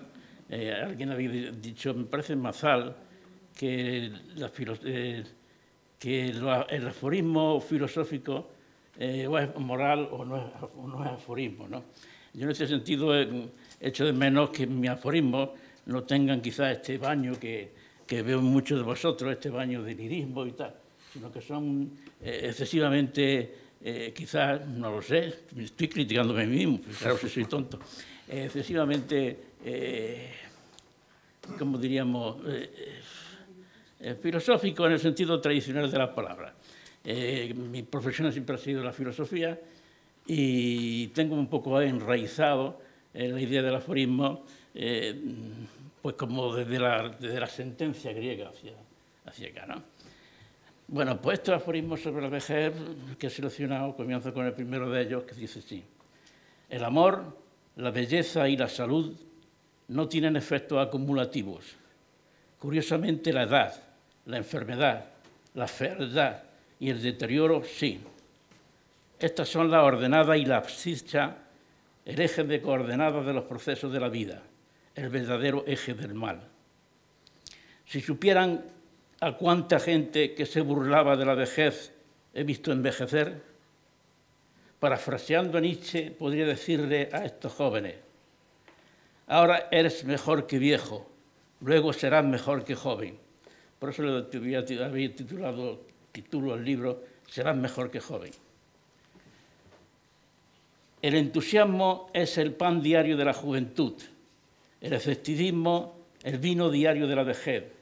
De Pearl Book, yo no sé cómo pronunciar esto bien. Es que la abreviatura S en esta autora, en este caso, es tremenda de pronunciar. Yo cambiaría el combustible, le diría a Pearl Book. Yo cambiaría el combustible. Diría que el entusiasmo es el vino embriagante de la juventud y el escepticismo el pan amargo de la vejez. La madurez es el tiempo de disfrutar de los aciertos de la vida. La vejez, como despedida, es el tiempo de meditar sobre los errores de la vida. La persona siempre desearía volver a la juventud para disfrutar. El sabio para rectificar. Cuando llegues a viejo, te darás cuenta de que esos que te acompañan, los compañeros, han sido siempre así, que siempre han tenido esa misma cara, solo que estaba escondida bajo una superficie engañosa, una máscara prestada por la vida durante el periodo de juventud. En cuanto a la belleza, no te preocupes. Si los hombres no han conseguido envilecerte el rostro, no lo conseguirá Natura. Nosotros no buscamos el pasado con ayuda de la memoria. Es el pasado el que nos busca a través de ella. Y es que el problema de nuestra memoria está en que no nos olvida. La cabeza olvida, el corazón no. La vida del hombre es la niñez y la vejez. El resto es solo una quimera, porque el resto se vive en quimera de los amores, de los negocios. Cada hombre, en el aspecto emocional, es un ser atado a un recuerdo. Nuestra vida es para otros la memoria de nuestros hechos y para nosotros la memoria de nuestros sentimientos. Finalmente, tu vida habrá sido marcada por solo 2 o 3 personas y pocas más. Éramos jóvenes y no podíamos adivinar lo que significaríamos los unos para los otros a lo largo de la vida. Ahora, tarde ya, sí lo sé. Cuando uno se hace un poquito mayor, se da cuenta de la poca diferencia de edad que hay entre sus padres y él, y en general entre padres e hijos. Se da cuenta de que sus padres y él han llegado a viejos al mismo tiempo. Por fin he logrado explicarme por qué yo me pienso como si tuviera 30 años, porque la mayoría de ellos se me han dado duplicados, como una repetición, como un siempre lo mismo. Conforme pasa la vida, uno va llegando con ella y con el cuerpo, hago un guiño a...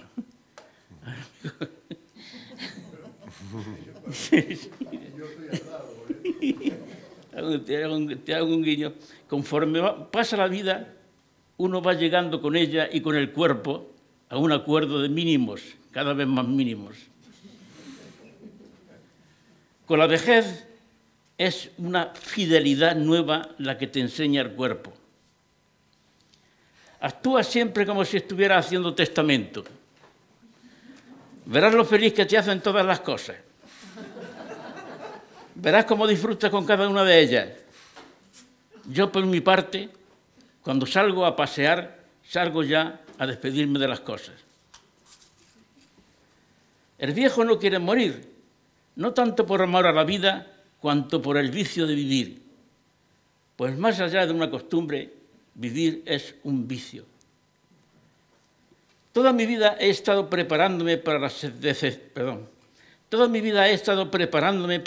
decepción en la seguridad de que alguna vez llegaría.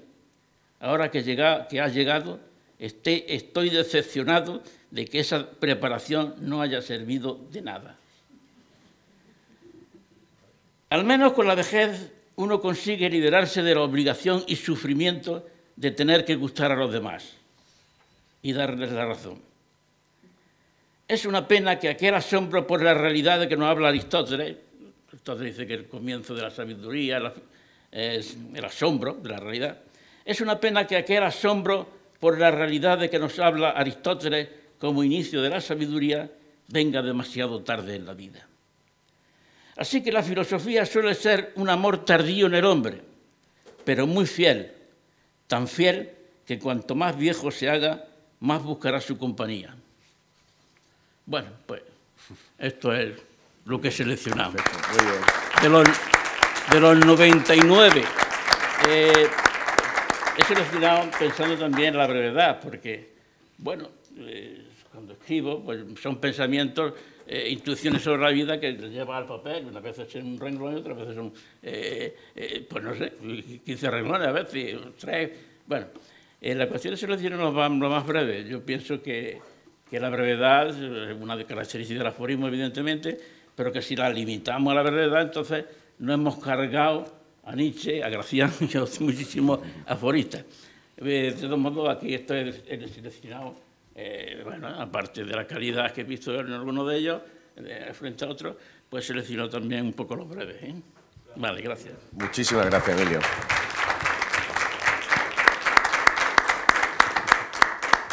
Muchas gracias, Emilio.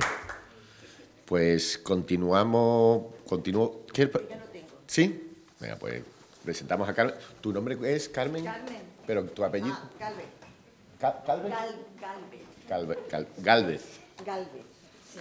Pues... Pero bueno, yo soy la usurpadora. Vale, tú eres la... Pero te tengo que presentar. Claro, casi. Vamos a ir. Pues Carmen Galvez va a leer tenía aquí una pequeña... Bueno, os presentamos a Carmen, ¿vale? A Carmen Canet. Muchas gracias, Carmen Gálvez. Bueno, pues Carmen Canet nace en Almería en 1955, es doctora en Filología Hispánica, profesora, ensayista y aforista, es crítica literaria, labor que ejerce desde 1980. Actualmente colabora en Cuadernos del Sur, del Diario de Córdoba, y en Los Diablos Azules de Infolibre, Turia, Quimera también, entre otras. Tiene publicado diversos trabajos de investigación, propuestas educativas y didácticas y estudios sobre los aforismos, también hacer rutas literarias sobre escritura aforística. Ha sido incluida en varias antologías poéticas. En el ámbito de la escritura breve ha publicado Malabarismos 2016, Luciérnagas 2018, La brisa y la lava 2019, Olas 2020, Ligere 2021, Monodosis 2022, Cóncavo y Convexo 2019, escrito junto a Javier Bozalongo. Interruptor 2022, escrito junto a Ricardo Virtanen, ha sido incluida también en varias antologías bajo el signo de Atenea, 10 aforistas de hoy, 2017. Yo creo que tiene muchos más libros, pero creo que con eso yo he añadido al final que su poética de lo cotidiano construye un lirismo que baña de humanidad y humanismo toda su obra aforística. Así que, Carmen, por favor. Bueno, primero, perdón si no lo hago seguramente tan bien como lo hubiera hecho la autora, ¿no? Pero espero que disfrutéis de sus aforismos. Este ya se ha citado. La vida es un borrador que no se puede pasar a limpio. Los aforismos son pensamientos pensados y prensados. Las personas vivas están siempre de sueño presente. Los amores pasajeros viajan en trenes rápidos, no de cercanías. Tengo ganas de llorar, me dijo la nube, y yo de llover, le contesté. Cuando se altera el paisaje del cuerpo es porque entra la niebla y la bruma del tiempo. Se debe huir de los listos que están siempre alertas, preferibles los distraídos. Las personas tóxicas, aparte de oxidadas, te pueden contagiar el tétano. Las ideas peregrinas caminan poco. La vida es como un poema sin medida, con demasiado ritmo, en suspensión continua y con rima asonante. A las mujeres, de vez en cuando la naturaleza nos gasta la naturalidad misteriosa de crear y de criar. Trenzaba la vida y así no perdía el hilo. Leer es la mejor manera de pasar las páginas del tiempo. La significante levedad y brevedad del aforismo. Las relaciones tormentosas debería partirlas un rayo. La mente no da crédito, todo lo quiere al contado. Cada ciudad tiene su idioma, su color, su textura, su aroma y sus esquinas. Cuando no hay prisa ni ruidos, el corazón no late, conversa. La vida está escrita con buena letra, pero tiene demasiadas faltas de ortografía. La elegancia no consiste en llevar buenas marcas, es otra cosa. El amor lo mismo peina el alma que la enreda. El aforismo contiene frases cortas, pero con miras largas. Es importante tener una hoja de servicio en la vida y de ruta. No es el mío este tiempo, decía Gil de Viedma, ni el mío. Menos mal que nos queda la utopía y el cuento de la lechera. Y con esto termino. Muy bien. Muchísimas gracias. Muchísimas gracias, Carmen, muchísimas gracias. Bueno, pues vamos a terminar. Es un placer, es un gran placer, ¿sabéis por qué? Porque vamos a terminar, no porque vayamos a terminar, sino porque vamos a terminar con un gran amigo, es mi profesor además, fue mi profesor de estética Y le voy a hacer una pequeña presentación que nunca había ocurrido, ¿no? Nunca te había presentado. Pues la voy a hacer solo, no presentar. Bueno, pues es un placer eso, a presentar a Antonio Molina Flores, que nace en Orce, en Granada, en 1958, profesor de la Universidad de Sevilla, en el Departamento de Estética e Historia de la Filosofía. Yo tuve la suerte que me dio sus clases de estética allí en la Facultad de Comunicación. Dedica su docencia al arte contemporáneo y su investigación a los clásicos de la estética occidental, a Lessing, a Kant, a Schopenhauer y a las estéticas chinas y japonesas, que también ha dado en el grado de Asia y China, pues ha dado también docencia. Ha sido comisario de distintas exposiciones, aquí destacamos trayectorias, es Carlos Serrato López en Córdoba, Correspondencia CIA, que es Carla Carmona y Manuel Ortiz, y Cuerpos de Doris Hacking. Es responsable de la edición del Laocote de Lessing, que está editado en la colección Neometrópolis de Tecnos en 2015, que ha sido 3 años el secretario de la Sociedad Española de Estética y Teoría de las Artes, conocida como SEITA. Aquí el librito todavía de cuando estuvimos, ¿te acuerdas? Y fue un año también presidente, 8 años vicedecano en la Facultad de Comunicación, de Innovación Docente, y también 4 en la Facultad de Filosofía, vicedecano de Ordenación Académica y coordinador del grado de Estudios de Asia Oriental. 4 años director del Departamento de Estética e Historia de la Filosofía. Como autor ha publicado numerosos artículos y destacan los libros. Yo he destacado aquí El signo efímero, Judith, que es teatro, y La doble teoría del genio. Y yo me permite las licencias como apunte personal. Digo que Antonio es sobre todo un amigo con el que es un verdadero placer compartir tiempo y aprender de su generosidad y su conocimiento. Es un activista cultural o contracultural, según el proyecto en el que se embarque, sobre todo en esta Sevilla Francia, en el que se unen a la perfección la Academia de la Sabiduría Popular, con el que puedes pasar a hablar de Kant a Chiquito de la Calzada. Pensaba que no lo ibas a decir. que dicho, yo creo que es el humorista más aforístico que tenemos en España, ¿no? Se lo he dicho. Para volver inmediatamente después a Valente y a Duchamp. Así que, por favor, Antonio, damos un aplauso.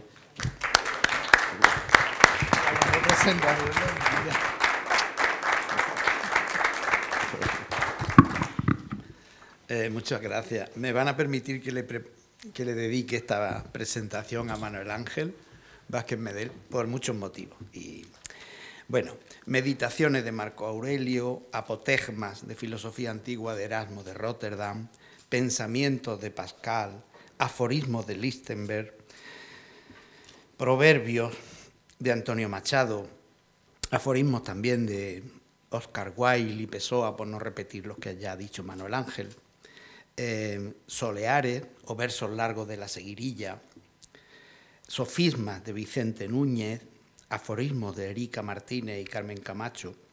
Todos son formas breves que llamamos aforismo. Leeré 25 a continuación con la norma y a veces contra la norma. Frente al pelotón de fusilamiento, un sabio me dijo un día: hay que seguir aprendiendo. Cuando menos es más, más es menos.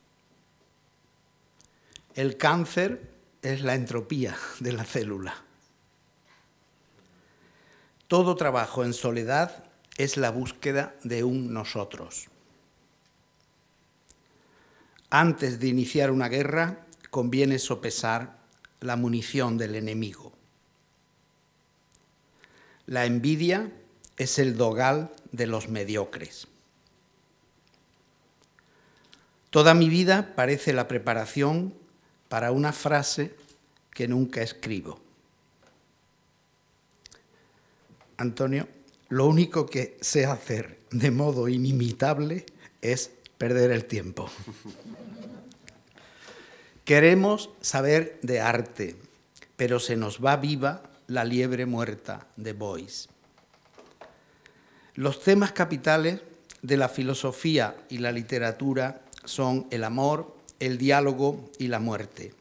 Y en los tres seguimos siendo tan ignorantes como al principio. La gente no sabe morir, muere muy mal por la falta de costumbre. Teatro, lugar de encuentro de acción y palabra. Arte, forma aristocrática de asimilar el trabajo manual al que se libera mediante la idea de su pasado esclavo. Todo arte es simple combinatoria. 7 notas para todas las sinfonías, 25 letras para escribir 100 años de soledad. Esencial es una cosa a la que si se le quita un solo elemento se convierte en nada.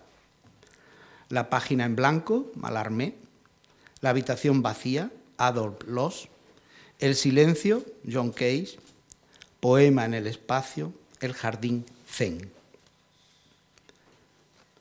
Allí donde pensar y sentir confluyen, encontramos nuestra verdadera naturaleza.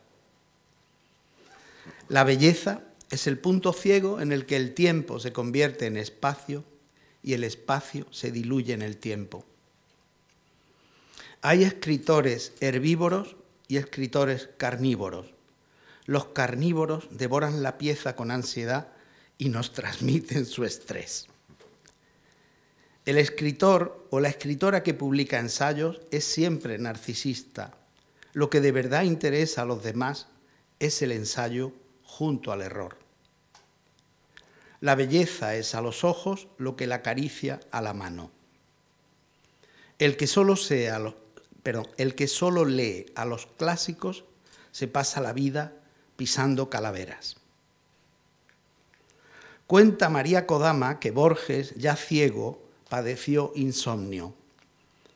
Extrema lucidez, alguien que vive en sombras y esas sombras no se interrumpen en el intervalo feliz del sueño. Era tan envidioso que murió en el entierro por no ser el muerto. Erasmo de Rotterdam escribió El elogio de la necedad, Cervantes y Shakespeare El elogio de la locura, Hamlet y El Quijote. La pintura es signo de silencio. 24. Arquitectura porque hemos de vivir en una casa. Poesía porque hemos de habitar la casa. Final. Paradoja del aforista. Tardar 2 días en hablar de una forma breve.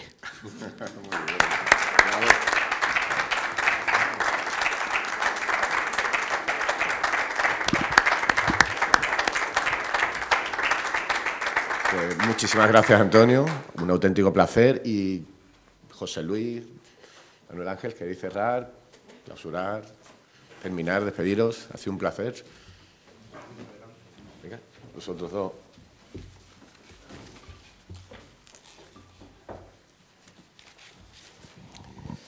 Bueno, yo ahora quiero que la última palabra la diga José Luis.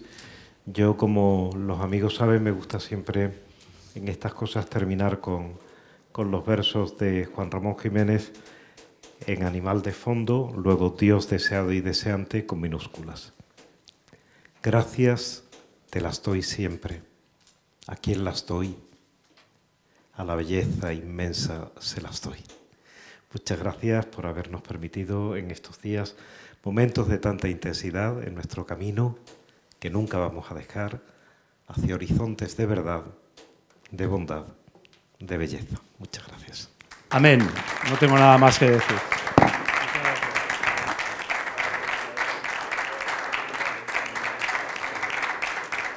Gracias a todos por haber venido.